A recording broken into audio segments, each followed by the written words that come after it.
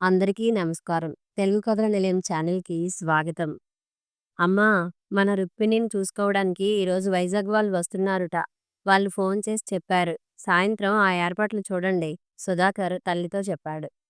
పోనీలేరా, ఈ సంబంధం అయినా కుదిరి అది ఒక ఇంటిదైతే అంతే చాలు. రమణమ్మ గారు కొడుకుతో అంటూ ఇంట్లోకి వచ్చారు. చూడు విశాల, ఈరోజు పెళ్లివారు రుక్మిణిని చూడటానికి వస్తున్నారుట. టిఫిన్‌లు ఏం చేద్దాం? ఆవిడ కోడల్ని అడిగారు. మనం ముందు ఆలోచించవలసింది టిఫిన్‌ల గురించి కాదు. సాయంత్రం మన కథానాయకురాలికి ఏ ప్రోగ్రామ్‌లు లేకుండా చూడాలి. విశాల కొంత హాస్యంగా, కొంత నిష్ఠూరంగా అంది. పనిమనిషి తోమిన గిన్నెలను మరొక మారు కడిగి ఇంట్లో పెడుతున్న రుక్మిణి చివాలున తల ఎత్తింది. అంటే ఏమిటి వదినా నీ ఉద్దేశ్యం? కావాలని నేను తిరుగుతున్నానా? ఎప్పుడో ఏదో ఒకసారి స్నేహితురాలు పెళ్లి ఉందని, ఆ రోజు పెళ్లి చూపులకి కుదరదని కబురు పెట్టమన్నాను. ఎప్పుడూ అదే చెప్తారు? రుక్మిణి చిరాగ్గా అంది. సరి సరి, మీ వదిన ఆడపడుచుల పోట్లాట కాస్త కట్టిపెట్టండి అంటూ సుధాకర్ రుక్మిణి దగ్గరికి వచ్చాడు. చూడు చిన్నా, ఈరోజు నువ్వు నేను చెప్పినట్లు వినాలి. ఎక్కువగా మాట్లాడకూడదు. నీకు ఎటువంటి ఇబ్బంది కలిగినా తర్వాత మనం మాట్లాడుకుందాం. వారి ఎదుట బాగా ఉండాలి. ఈ సంబంధం ఎంత మంచిదో తెలుసా? ఇది దాటిపోకూడదు అంటూ చెల్లిని బ్రతిమాలాడాడు. ఏమిటో అన్నయ్య, ఈ పెళ్లి చూపులు మీ ఆర్భాటాలు. నాకేం కన్ను వంకర కాలు వంకర. పెళ్ళే ఇంక కాదన్నట్లు అలాగ బ్రతిమలాడతారేమిటి? రుక్మిణి తడిచేతులు తువ్వాలుకి తుడుచుకుంటూ వెళ్ళిపోయింది. విసురుగా ఆమె వెళ్లడంతో బారెడు నల్లత్రాచులాంటి జడ చివరలు వదినగారికి తగిలాయి. ఇదిగో చూడు తల్లీ, ఈ వేళాకోళాలు మా తమ్ముడు వచ్చాక చెయ్యి. వెనుక నుండి విశాల కవ్వింపుగా అంది. రుక్మిణి ఆ మాటలు తన చెవిలో పడనట్లు తన గదిలోకి వెళ్ళిపోయింది. సుధాకర్ తండ్రితో మిగిలిన విషయాలు మాట్లాడసాగాడు. రుక్మిణి చేతిలో వారపత్రిక ఉన్నా దృష్టి దానిమీద లేదు. ఏదో యాంత్రికంగా పేజీలు త్రిప్పుతోంది. అన్నగారు చెప్తున్న విషయాలపైనే దృష్టి వెళుతోంది. ఇప్పటికి తనకి 5 పెళ్లి సంబంధాలు వచ్చాయి. అన్నీ మంచివే. ఆ మాటకి వస్తే తన సంబంధం మాత్రం మంచిది కాదా? అలాగంటే అన్నయ్య తిడతాడు కానీ. అవి ఎందుకు కుదరలేదో తనకే అర్థమవలేదు. పెళ్లి చూపులకంటూ రావడం, తాము పెట్టిన పలహారాలు హాయిగా తినడం, వెళ్ళిన తర్వాత ఏదో ఒకటి వ్రాయడం. అందుకే తనకి ఈ పెళ్లి చూపులంటే చిరాకు. మా అబ్బాయి ఈ ఏడాది వివాహం చేసుకోడుట. మీరు మరొక సంబంధం చూసుకోండి అని ఒకరు వ్రాశారు. ఏం, పెళ్లి చూపులకి వచ్చినప్పుడు ఆ విషయం తెలియదా? అలాంటప్పుడు ఎందుకు రావాలి? మరొక పెళ్ళికొడుకు చూడటానికొచ్చాడు. క్రికెట్ ఆట టీవీలో వస్తోంది. పెళ్లివారు ఉన్నారని అన్నగారు టీవీ కట్టేశారు. పెళ్లి చూపులయిపోయాయి కదా అన్న ఉద్దేశ్యంతో తను, అన్నయ్య, ఇండియా స్కోర్ చూడు అంది. అంతే. అన్నయ్య వైపు అదోలాగా నవ్వుతూ పెళ్ళికొడుకు చూసి, మీ చెల్లికి క్రికెట్ అంటే ఇష్టమా అని అడిగాడు. ఏం, ఆడపిల్ల అయినంత మాత్రాన ఇష్టాలు ఉండకూడదా? వాటిని బయటపడనీయకూడదా? పెళ్ళికొడుకు తల్లి మధ్యవర్తితో, మాకు ఆటపాటలు కావాల్సిన పిల్ల కాదు, పని పాటలు తెలిసిన పిల్ల కావాలి అని గొనిగిందట. ఇంక అన్నయ్య కోపం చూడాలి. వరల్డ్ కప్ పోటీలైనంత మాత్రాన అలాగా బయటపడిపోవాలా? అనుకో ఎప్పుడు వస్తుంది అంటూ లెక్చరిచ్చాడు. బాప్రే, ఏం మనుష్యులు! ఇలాగే చిన్న విషయాలకే తేలిపోతే అలాంటి వాళ్ళతో జీవితం పంచుకోవడం ఎంత కష్టం. మరొక పెళ్ళికొడుకు యువతల వాళ్ళు ఏమనుకుంటారోనన్న జంకైనా లేకుండా, నేనిప్పుడప్పుడే పెళ్లి వద్దనుకున్నానండి. మా అమ్మగారి బలవంతం వలన రావాల్సొచ్చింది. ఆవిడ ఒక్కరూ పని చేసుకోలేక అవస్థ పడుతున్నారు అంటూ ఎంతో మాతృ విధేయుడులాగా వంకర్లు తిరిగిపోతూ అన్నాడు. నాన్నగారు ఆ అబ్బాయి వైపు తీక్షణంగా చూశారు. ఈరోజు అమ్మ కోసం చేసుకుంటున్నాడన్నారు. రేపు అమ్మకి ఇష్టం లేదంటే కాపురం చేయడం మానేసి భార్యను వదిలేస్తాడా? తను ఉండబట్టలేక అదే అడిగింది. ఆ అబ్బాయి మొహం, తల్లి మొహం మాడిపోయాయి. కాకపోతే పెళ్లి అన్నది ఎంత మధురమైన వరం. జీవితంలో అదొక అపురూపమైన సంఘటన కావాలి. ఇద్దరి నిండు జీవితాలు పెనవేసుకుని పోయి జీవితాంతం సాగే ప్రయాణం కాదు పెళ్ళంటే. ఏ అనుభూతులు లేకుండా అమ్మ కోసం, నాన్న కోసం చేసుకునే విషయమా పెళ్ళి? రుక్మిణి బరువుగా నిట్టూర్చింది. ఏవమ్మా పెళ్ళికూతురు, అలాగ పడుకుంటే ఎలా? ఏ చీర కట్టుకుంటావో సెలెక్ట్ చేసుకోవద్దా? వదిన వేళాకోళంగా నవ్వుతూ రుక్మిణి దగ్గరికి వచ్చింది. వదినా, చీర విషయానికేం కానీ ఒక్క మాట చెప్పు. పెళ్లి చూపులకి వచ్చే వరుడు ఒక సదభిప్రాయంతో రావాలా వద్దా? ఊరికే వెళ్ళి వచ్చేందుకు ఇదేం సినిమాయా, షికారా? ఈ పెళ్లి చూపులంటే నాకు విసుగు వస్తోంది రుక్మిణి ఆవేదనగా అంది. విశాల ఏమీ మాట్లాడలేకపోయింది. రుక్మిణి ఆవేదన ఆమెకి బాగానే అర్థమవుతోంది. పైకి మాత్రం నవ్వులాటగా తీసివేస్తూ అంది. చూడు తల్లి, అలాగంటే నేనేం చెప్పను. ఆడపిల్లన్నాక ఇవన్నీ తప్పవు.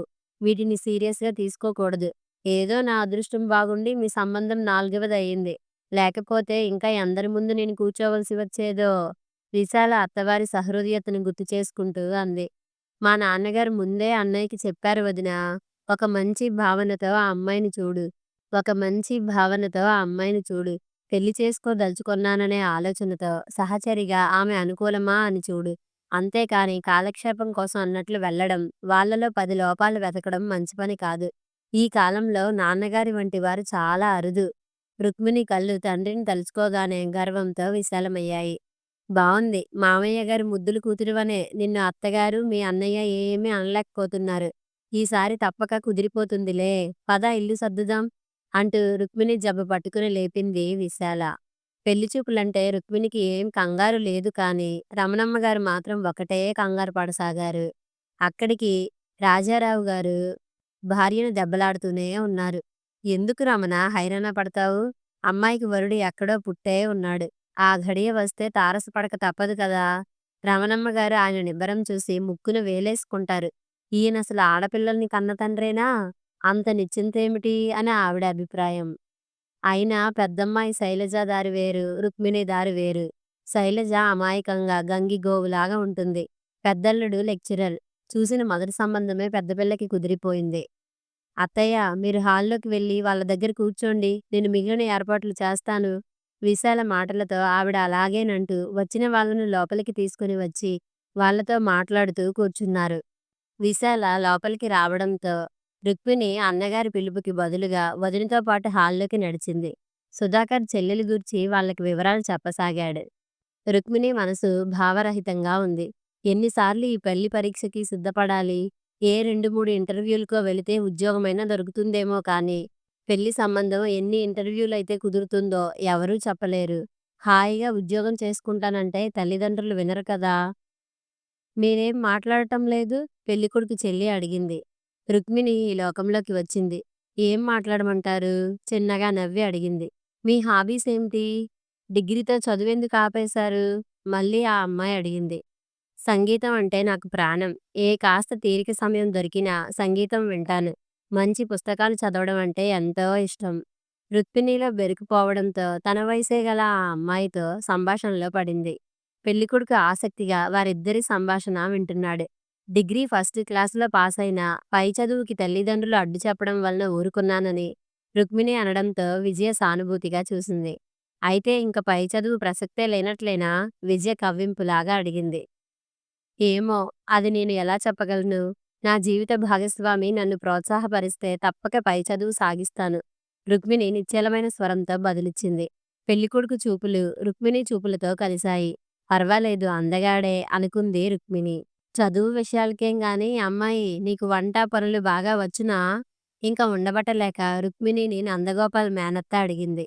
రుక్మిణి బదులుగా విశాల జవాబిచ్చింది. ఆవిడ ఇంకా ఏవో అడుగుతూనే ఉంది. నందగోపాల్ నెమ్మదిగా అత్తయ్య అన్ని పనులు ముందే వచ్చి ఉండాలా? తర్వాత నేర్చుకోకూడదా? అని అడిగాడు. అతడి మాటలకి ఆవిడ మనసులోనే ఉలిక్కిపడింది. పైకి మాత్రం నవ్వుతూ ఏరా నందు నువ్వు పెద్దవాడివైపోయావురోయ్. అన్నయ్య నీ కొడుకునే ప్రశ్నలేమైనా అడగమను. మధ్యలో మనం ఎందుకు? అని అంది. రుక్మిణి అతడి సహృదయతకి సంతోషించింది. ఆమె తండ్రి అన్నీ అడగమని చెప్పినా అతడు ఏ ప్రశ్నలు వేయలేదు. అతడి తండ్రి సుబ్బారావు గారు ఏవో తనకు తోచినవే అడిగారు. రుక్మిణి వినయంగానే సమాధానమిచ్చింది. అందరూ వెళతామని లేచారు. విశాల, రమణమ్మ గారు ఇల్లు చూపించడానికి వాళ్ళని తీసుకెళ్లారు. రుక్మిణి, విజయ, నందగోపాల్ హాలులో ఉండిపోయారు. విజయ తన గదిని చూపించమని అడగ్గానే రుక్మిణి వాళ్ళని తీసుకెళ్ళింది. నందగోపాల్కి వాళ్లతో వెళ్ళాలో మానాలో తెలియలేదు. విజయే రా అన్నయ్య అనగానే మొహమాటంగా చూశాడు. రుక్మిణి కూడా నవ్వుతూ రండి అని పిలిచింది. అతడికి వెళ్ళక తప్పలేదు. రుక్మిణి గది విజయకి ఎంతో నచ్చింది. అలమర నిండా పుస్తకాలు, అన్ని పెద్ద పెద్ద రచయితలు వ్రాసినవే. టేబుల్ మీద టేప్ రికార్డర్, ర్యాక్ నిండా క్యాసెట్స్ అన్నీ చూస్తూ మీలాగే మీ గది కూడా చాలా బావుంది అని విజయ నవ్వుతూ అనేసింది. మీరిద్దరూ ఇక్కడ ఉండిపోయారేమిటర్రా అంటూ నందగోపాల్ అత్తయ్య వచ్చారు. బెదురు కాస్తైనా లేకుండా తమ వాళ్ళతో కలిసి నవ్వుతూ మాట్లాడుతున్న రుక్మిణిని ఆవిడ నిశితంగా గమనించింది. ఈ అమ్మాయి ధైర్యం ఉన్న పిల్లే అనుకుంది. అందరూ వస్తామని చెప్పి బయలుదేరారు. నందగోపాల్ సుధాకర్‌తో వాళ్ళ నాన్నగారితో చెప్పి బయలుదేరాడు. విజయ మాత్రం రుక్మిణి చెయ్యి వెళ్ళే వరకు వదలలేదు. టాక్సీ చివరగా ఎక్కేటప్పుడు నందగోపాల్ ఒకసారి రుక్మిణి వైపు చూసి వెంటనే తల త్రిప్పుకున్నాడు. అక్కడికే చెల్లి ఎక్కడ తనని గమనిస్తుందో అని భయపడ్డాడు. ఈ పెళ్లి సంబంధం కుదురుతుందని అందరూ అనుకున్నారు. అబ్బాయికి ఎల్ఐసిలో ఉద్యోగం, సొంత ఇల్లు, తండ్రి, చెల్లి, అక్క ఉన్నారుట. అక్క, బావ దూరంలో ఉండటం వలన రాలేదుట. మేనత్త ఊళ్ళోనే ఉండటంతో ఆవిడ అధికారం వాళ్ళ కుటుంబంలో ఎక్కువలాగే ఉంటుందనిపించింది. కావాలనే నందగోపాల్ మేనత్త తెలిసిన స్నేహితుల ఇంటికి ఆ ఊళ్ళో వెళదామని పట్టుపట్టింది.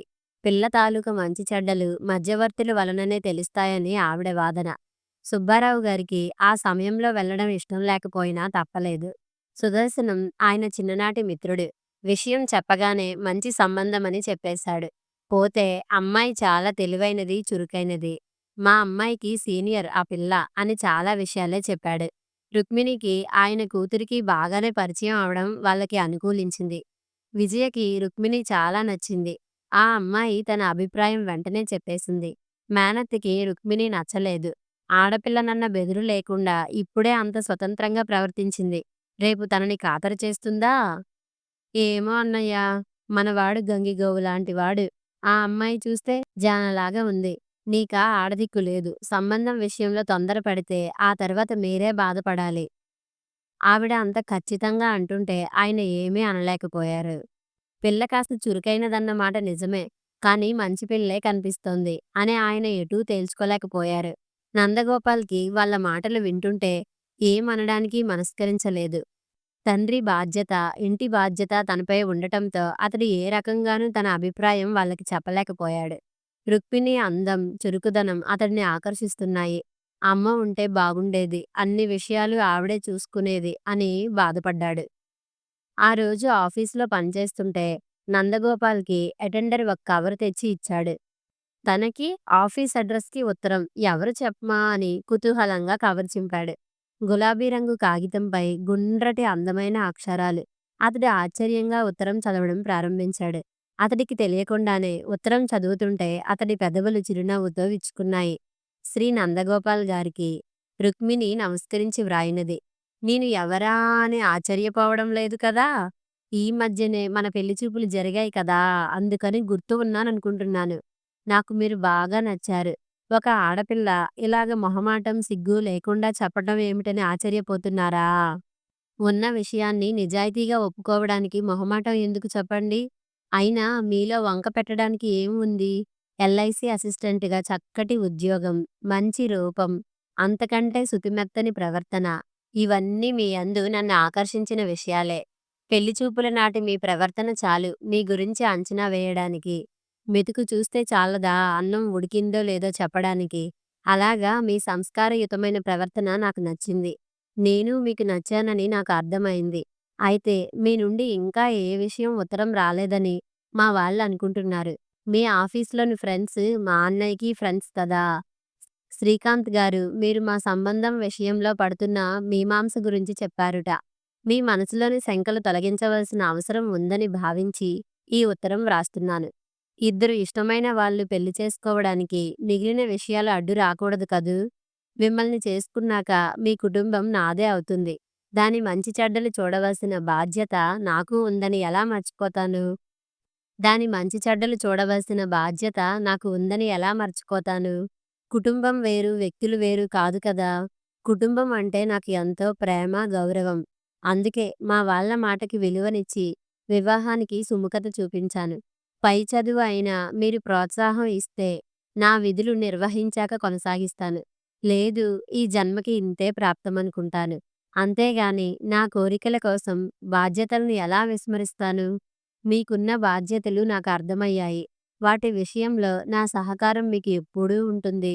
ఇంకా నా చురుకుదనం అంటారా? దాన్ని భరించే సహృదయత మీలో నాకు కనిపించింది. కాస్త తెలివితేటలు, చురుకుదనం ఉన్నంత మాత్రం చేత ఆ అమ్మాయిల గురించి ఏవో ఊహించడం సమంజసం కాదనుకుంటాను. నా పట్ల మీకు నమ్మకం కలిగితే, మన సహజీవనం బాగుంటుందని మీకు అనిపిస్తే, త్వరలో ఒక నిర్ణయానికి వస్తారని ఆశిస్తాను. ఇలాగ ఉత్తరం వ్రాయడానికి మీరే కారణం. నా మనసులోకి మీరు తొంగి చూశారు కనుక వ్రాయడంలో తప్పు లేదని నేను భావిస్తున్నాను. అయినా రుక్మిణీదేవికి అయితే అగ్నిద్యోతనుడు బ్రాహ్మణుడు ఉన్నాడు కనుక శ్రీకృష్ణునికి సందేశం పంపగలిగింది. మరి ఈ రుక్మిణికి ఈ ఉత్తరమే శరణ్యమైంది. నా మనసు విప్పి మీకు వ్రాశాను. అన్యథా భావించరు కదూ! విజయగారిని అడిగానని చెప్పండి. ఉంటాను. మీ పెళ్లి చూపుల కన్నె రుక్మిణి. పిఎస్ ఈనాటి అమ్మాయిలకి ఈ మాత్రం సాహసం అవసరం కదూ! అందుకే వ్రాస్తున్నా ఈ ఉత్తరం. నందగోపాల్ ఉత్తరం మడిచి చుట్టూ చూశాడు. అందరూ వాళ్ళ పనులలో వాళ్ళు మునిగి ఉన్నారు. ఒక దేవకన్య మంచి గంధాన్ని తన సుకుమారమైన వేళ్లతో చిలకరించినట్లు, సన్నజాజుల పరిమళంతో చల్లటి గాలి తనని తాకినట్లు అతడికి దివ్యమైన అనుభూతి కలిగింది. అతడు నెమ్మదిగా ఆ ఉత్తరాన్ని మడిచి సున్నితంగా పెదవులకి ఆంచుకున్నాడు. నాన్నగారు! విజయ పిలుపుకి సుబ్బారావు గారు పేపర్లో నుండి తలపైకెత్తారు. ఎదురుగుండా విజయ నవ్వుతూ నిలబడింది. ఆ అమ్మాయికి కాస్త దూరంలో తలదూవుకుంటూ నందగోపాల్. అన్నయ్యకి రుక్మిణి గారు నచ్చారుట. ఎటువంటి సందేహాలు మీరు మనసులో పెట్టుకోకుండా వాళ్ళకి ఉత్తరం వ్రాయండి. మిగిలిన విషయాలు మాట్లాడుకొందుకు వాళ్ళని రమ్మనండి. చూశారా, నాకు నచ్చిన వదినే ఈ ఇంటికి వస్తోంది. విజయ మాటలకి ఆయన అవునా అన్నట్లు కొడుకు వైపు చూశారు. కొడుకు చిరునవ్వులోనే ఆయనకి సమాధానం దొరికింది. కథ సమాప్తం. మరిన్ని మంచి కథల కోసం మా ఛానల్ని లైక్ చేయండి, షేర్ చేయండి, సబ్స్క్రైబ్ చేసుకోండి.